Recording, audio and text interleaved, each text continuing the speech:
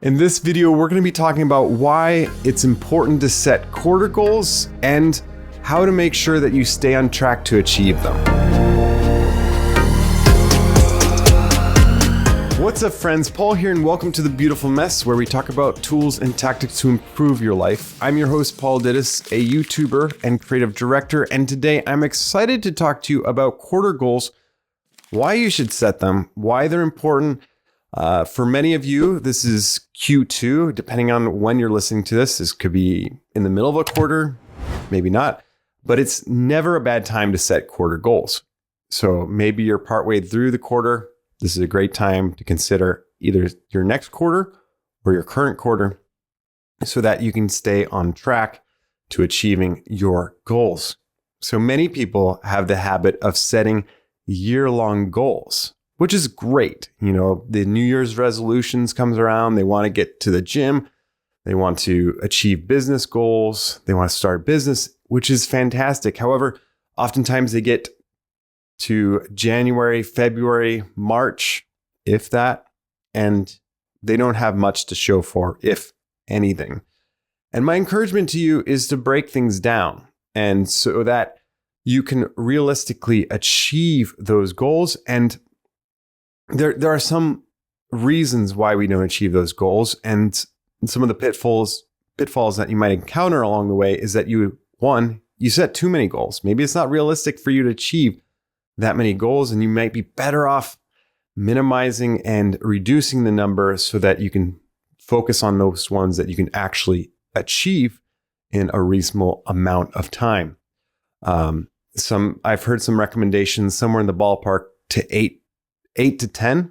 Some people will say that you should focus on one key goal each quarter, which I'm kind of a big fan of. Like I usually have one goal, which is like my main focus for the quarter.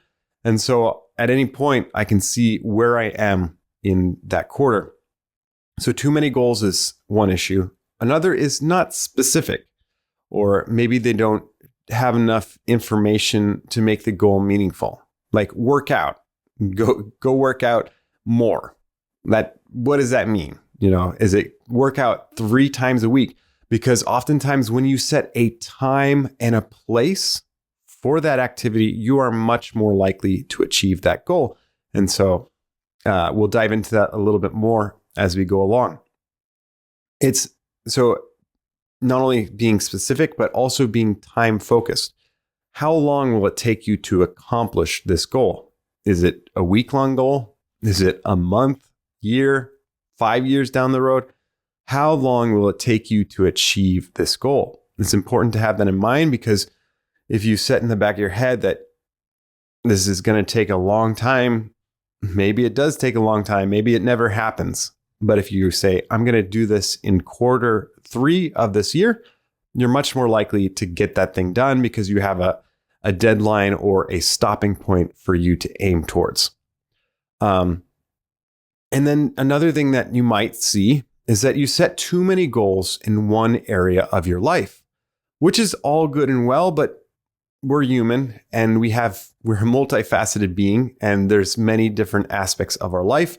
And I think, you know, if you aim too heavy in one area of your life, things get out of balance.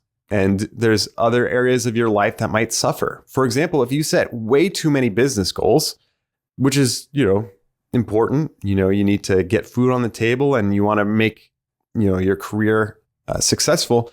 But if you do it at the expense of your family, that's a huge cost. So it's important to realize, how can you live a well-rounded life while focusing in on those different areas of your life?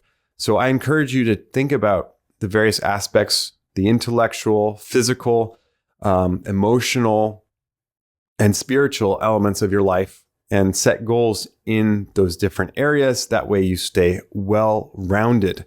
And then the other aspect is you lose momentum.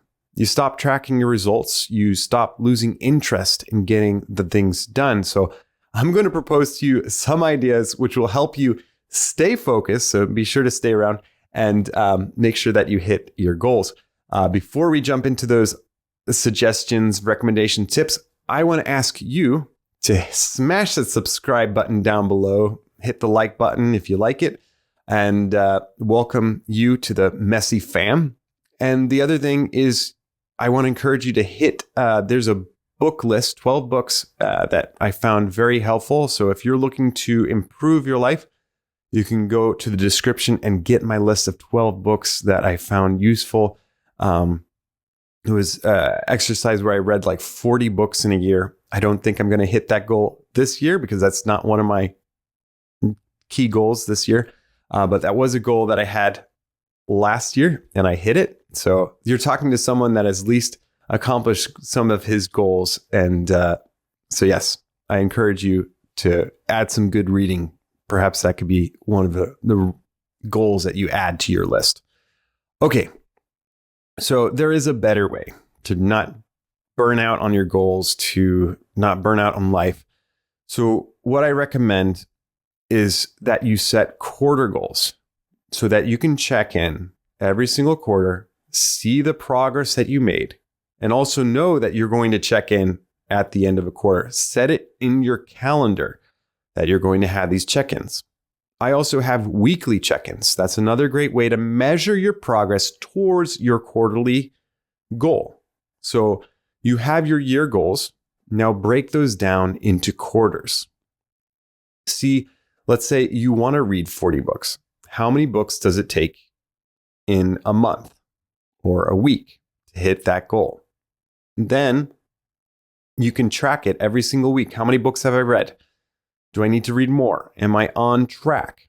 The other thing that you can do is to create like a chart for yourself or a Google Doc. It doesn't matter the tool exactly. It's just that you measure it, that you check in every single week, write it down. And that way you stay on track and you're not, measurement is a key to success. So that's number one, is measure your results so that you stay focused and keep at it. The next thing that I would recommend is making it realistic but risky. So double R here, realistic but risky. So don't set a goal that you're going to get 100,000 followers on Instagram when you only have 10. That's probably not the goal that you want to set. You're probably going to set yourself up for disaster. I mean, it could be doable. Not to say, it just depends on how you approach it. Don't want to discourage you if that's your goal, but you want to make sure it's doable. But at the same time, you want to make it on the edge of doable. Make it a little bit like it's like a push to get there. That way, you're excited about it. And that's the other thing, is that you want to make it something that excites you. You don't want to set goals that it's just like, if I get it done, it's okay. It's like, no, I really want to get this done because it's going to make a big improvement in your life. Maybe it's going to the gym regularly. Like that will make a big, big difference in your life. So think about those areas that if you do this, you will be super excited about the results that you get, not just like, it's okay. And then the other thing is write it down. You're much more likely to accomplish your goals if you write it down and measure it. So write it down. And probably the biggest thing after you write it down that will help you to accomplish this goal is accountability, not only to yourself, but to someone else. So I recently started meeting with a friend of mine, and we are going to keep each other accountable towards our business goals. And so that's going to really help, because every week I know I got to get these things done, and we're going to identify ways to reach our goals. And so create that support that can help you identify ways that you can not only accomplish your goals, but get there easier and faster. And accountability is one of the best ways to do that. And often it's free.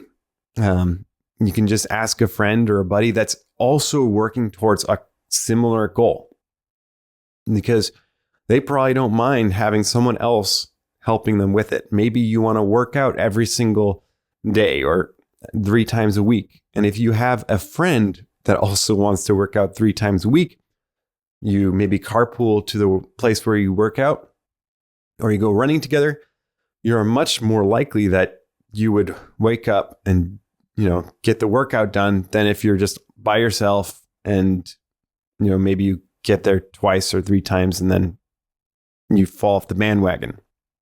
As with many people that have goals. I mean, this is crazy, but gyms typically bank on people not coming to the gym. The people typically buy a membership and then never use it. And so a lot of these like big gyms, if everyone worked out, it probably couldn't hold that many people. But because people, make those resolutions, get a membership, and then never sign up or never show up, it's easy for them to sell so many memberships. So make sure if you have a membership, use it or lose it, because why spend money on something that you don't need or use? I'm a big fan of that idea. Either you use it or you should lose it. Same thing with your subscriptions, but we're talking about quarter goals here, right? Okay. So my encouragement to you is make it specific, make it time oriented so that you know that it's maybe for this quarter. Make it lifestyle, like fit it into your lifestyle so that you know that you can get closer to that goal. And one thing to keep in mind is the difference between outcome goals and input goals. So outcome goals looks like I want to have 1,000 subscribers on YouTube. An input goal is that I am going to publish one YouTube video every week.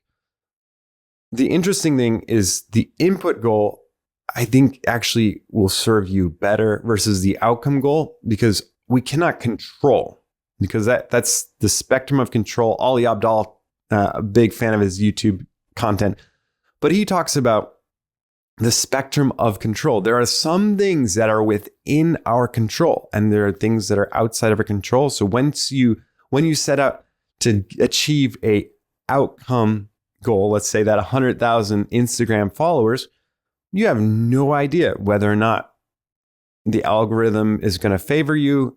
I mean, there's things that you can obviously do to improve your chances, but you can't really bank on actually getting those followers. But you can bank on making a post every single day. That's something within your control. You can post content regularly, which will help you along with strategy and positioning yourself to achieve that goal. So it's important to keep these things in mind when you're setting your goals. Perhaps it's better to think about an input goal instead of an outcome goal. I'm a big fan of the input goals because it is something within your control. So to recap, the problem about setting year-long goals is that often we set it and forget it. We don't follow back to see how we're making progress towards it. Instead, I encourage you to set quarterly goals and follow up on those goals weekly. Don't let it go by without checking in and seeing how you're making progress towards that goal. And that will encourage you. Maybe set one particular one that you want to measure, because what you measure, you'll often get further. So if you want to improve your finance situation, budget. You're much more likely to achieve your goals of setting aside money to retirement or things like that if you set out and track these things, because it's just wishful thinking that money will move from one account to another. If, for example, you just don't have the money because you're spending it on things that are outside of necessities, let's say. You do have the money, but your prioritization of how you use that money is going to the wrong places. Because when you retire, you want that like nest egg so that you can retire without having to worry about where's the food on the table going to be. So think big picture. What are the things in life that you want to accomplish? I'm sure that setting quarterly goals will help you, and checking in weekly and having that accountability. So I encourage you to do that, as well as encourage you to rate, review, subscribe wherever you listen to podcasts. And I welcome you into the Messy fam. And until next time, my friends, stay messy and set those quarterly goals.